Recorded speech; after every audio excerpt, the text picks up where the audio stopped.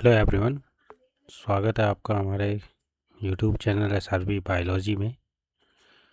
तो पिछले पार्ट में हमने देखा था कुछ इम्पोर्टेंट क्वेश्चंस जो कि बायोलॉजी से रिलेटेड है। आज हम उसका दूसरा पार्ट लेके आए हैं। दूसरे पार्ट में भी हम कुछ क्वेश्चंस को डिस्कस करेंगे और साथ ही साथ उनके एक्सप्लेनेशन को, ताकि आप लोगों का जो मतलब कॉन्सेप्ट है वो कॉन्सेप्ट क्लियर हो सके। तो शुरू करते हैं।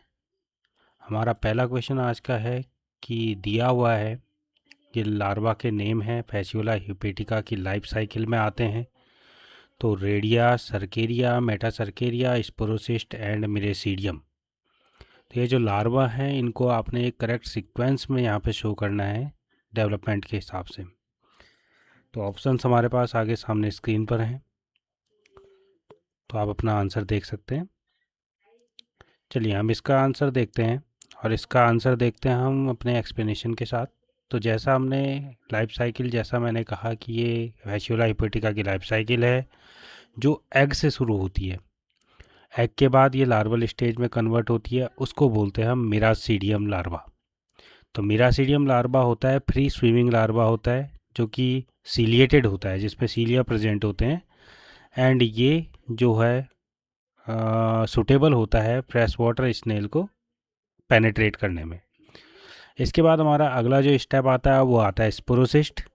तो स्पोरोसिस्ट की अगर हम बात करें, जैसे ही मिरासीडियम लार्वा स्नेल के अंदर होता है वो अपने सीलिया लूज करता है एंड उसको हम सैक लाइक बॉडी को स्पोरोसिस्ट कहते हैं। देन स्पोरोसिस्ट प्रोड्यूस करता है नेक्स्ट स्टेज को, जिसको हम रेडिया कहते हैं। और ये रेडिया भी किसके अंदर बनता है? स्नेल के अंदर बनता है by asexual reproduction. Then redia larva tadpole like कुछ मतलब स्ट्रक्चर में कन्वर्ट हो जाता है और यहाँ से वो क्या करता है, स्नेल को छोड़ देता है। तो इस लार्वा को हम सर्केरिया लार्वा कहते हैं। और एट लास्ट हमारे पास आता है मेटा सर्केरिया। तो जैसे ही वो टेडपोल लाइक जो मतलब स्ट्रक्चर है वो अपनी टेल को लूज करता है, तो वो क्या करेगा, एक इन्फेक्टिव स्टेज बन जाता है। प्राइमरी होस्ट मीन्स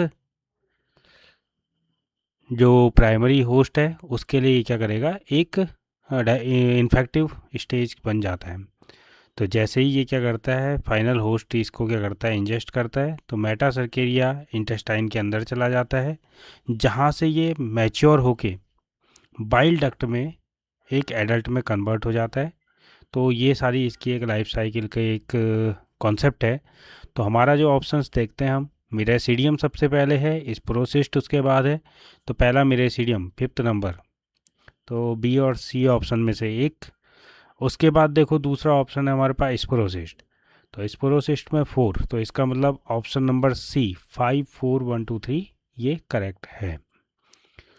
तो अगले क्वेश्चन की तरफ चलते हैं। सेकंड क्वेश्चन हमारे पास कॉलम फर्स्ट दिया हुआ है, कॉलम सेकंड दिया हुआ है, हमें इसमें क्या करना है, करेक्ट चूज करना है।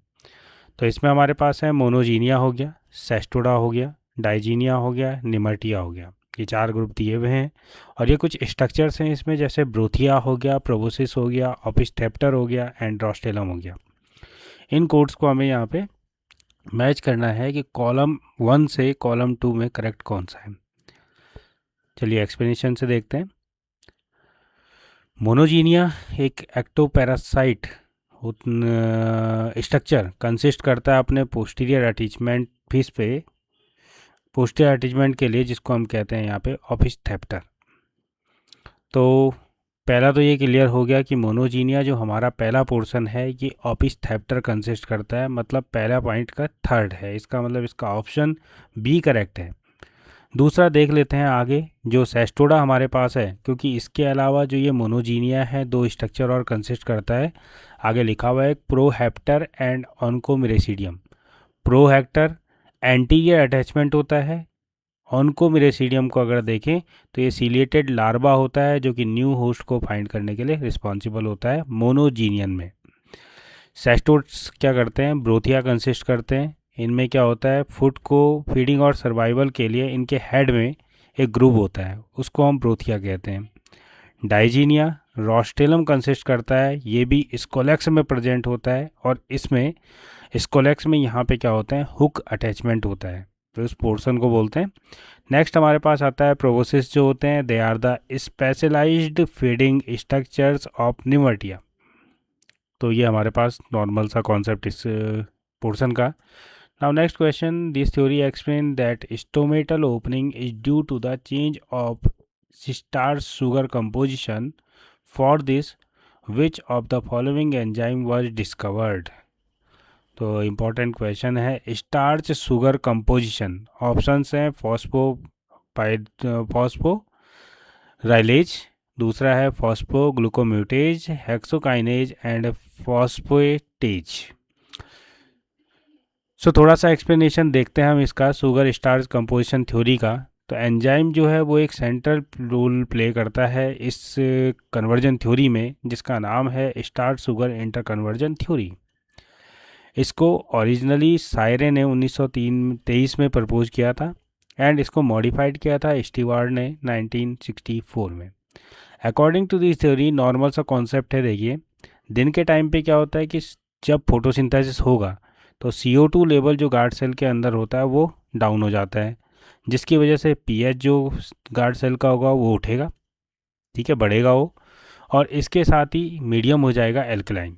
pH के बढ़ने से मीडियम एल्कलाइन हो जाएगा, जिससे फॉस्फोराइलेज नाम का जो एंजाइम है, तो ऑप्शन हमें क्लियर हो गया कि जो एंजाइम का नाम है वो है फॉस्फोराइलेज, तो वो एक्टिव हो जाएगा और वो क्या करता है, स्टार्च को शुगर में ब्रेक कर देता है। और जब ये ब्रेक करेगा तो शुगर बढ़ेगी, शुगर बढ़ते ही ऑस्मोटिक प्रेशर भी बढ़ेगा और वाटर जो है वो गार्ड सेल के अंदर एंटर करेगा एंड सेल टर्जिट हो जाएगी और साथ ही साथ स्टोमेटा को ओपन कर देगी। तो ये कॉन्सेप्ट है इस थ्योरी का। नाइट टाइम पे स्टोमेटा क्लोज होंगे, same process but reverse direction, means photosynthesis रुकेगा, रेस्पिरेशन के कारण CO2 ज़्यादा हो जाएगी, इसके साथ ही गार्ड सेल का मीडियम एसिडिक हो जाएगा। एसिडिक होते ही जो फॉस्फोराइलेज एंजाइम है वो रिवर्स एक्शन करना शुरू करेगा, मीन्स शुगर दोबारा इनसॉल्युबल स्टार्च में कन्वर्ट हो जाएगी, जिससे ऑस्मोटिक प्रेशर डाउन होगा, वाटर गार्ड सेल से बाहर आ जाएगा एंड जो सेल है वो हो जाएगी फ्लैसिड और स्टोमेटा हो जाएंगे क्लोज। तो ये कॉन्सेप्ट हमारे पास इस क्वेश्चन का, तो इसका option number A is a right answer. Okay, थोड़ा एक और कॉन्सेप्ट देख लेते हैं। इसमें मॉडर्न प्लांट फिजियोलॉजी के अकॉर्डिंग हमारे पास एक थ्योरी आती है, एक्टिव पोटेशियम पंप थ्योरी, जिसके अकॉर्डिंग जो लेविट ने 1974 में दिया था। तो यहाँ पे एक एंजाइम का नाम आप याद रखिएगा, PEP कार्बोक्सिलेज। मतलब दो अलग अलग थ्योरीज हैं, एक इंटर कन्वर्जन थ्योरी है, एक आपका पोटेशियम पंप थ्योरी है।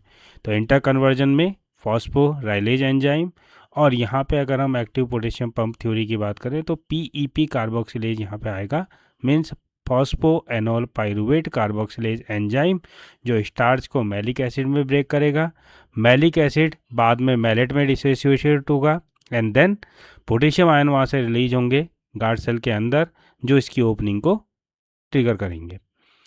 ओके, नाउ नेक्स्ट क्वेश्चन हमारा आज का, phloem always flow in the direction from sugar source to sugar sink, sugar sink to sugar source, xylem to phloem of leaf and leaf to root. जैसा कि हम जानते हैं phloem की जो एक्टिविटी होती है वो बाई डायरेक्शनल होती है, ठीक है। तो लीफ जैसे ही फूड बनाती है तो उसको क्या करती है, अलग अलग पार्ट में सेंड करती है। तो जाता कैसे है, तो ये डायरेक्शन जो डिपेंड करती है वो करती है प्लांट की नीड पे, और जैसे जैसे प्लांट की नीड होगी या फिर टाइम जो है, साल का जो टाइम होगा उसके हिसाब से, प्लांट की ग्रोथ स्टेज के हिसाब से ये क्या करेगा, प्लांट जो फूड है वो मूव करेगा। डाउनवर्ड डायरेक्शन में कब होता है, जब ग्रोइंग सीजन होगी। अपवर्ड डायरेक्शन में कब होगा, जब स्प्रिंग सीजन होगा।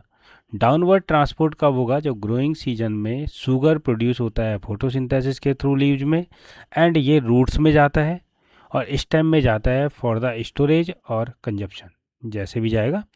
इसके बाद अपवर्ड ट्रांसपोर्ट अगर हम देखें तो स्प्रिंग सीजन में क्या होता है, जो रूट्स में, ठीक है, जो शुगर है, stored sugar from roots travel upward to fuel the growth of new leaves, bud and flower. तो स्प्रिंग सीजन में जो फूल बनते हैं या बड बनता है या फ्लावर बनता है, तो इसी वजह से जो स्टोर्ड शुगर होती है रूट में वो ऊपर की तरफ क्या करती है, मूव करती है। तो ये डायरेक्शन है। दोनों कॉन्सेप्ट के लिए, इस ट्रांसपोर्ट के लिए एक मैकेनिज्म है और ये मैकेनिज्म नाम से जाना जाता है प्रेशर फ्लो हाइपोथेसिस। तो शुगर जो है they are actively loaded into the phloem at the source creating a high pressure gradient. और जब हाई प्रेशर ग्रेडियंट की तरफ ये जब ये इसको मतलब क्रिएट करेगा तो शुगर जो है ये क्या करेगा, फ्लो करेगा towards the lower pressure sink region. So ये हमारा कॉन्सेप्ट यहाँ पे एक आया इस प्लांट्स की फ्लोएम एक्टिविटी का। So thank you so much for watching SRB biology making concept easy. Keep learning, keep growing, take care.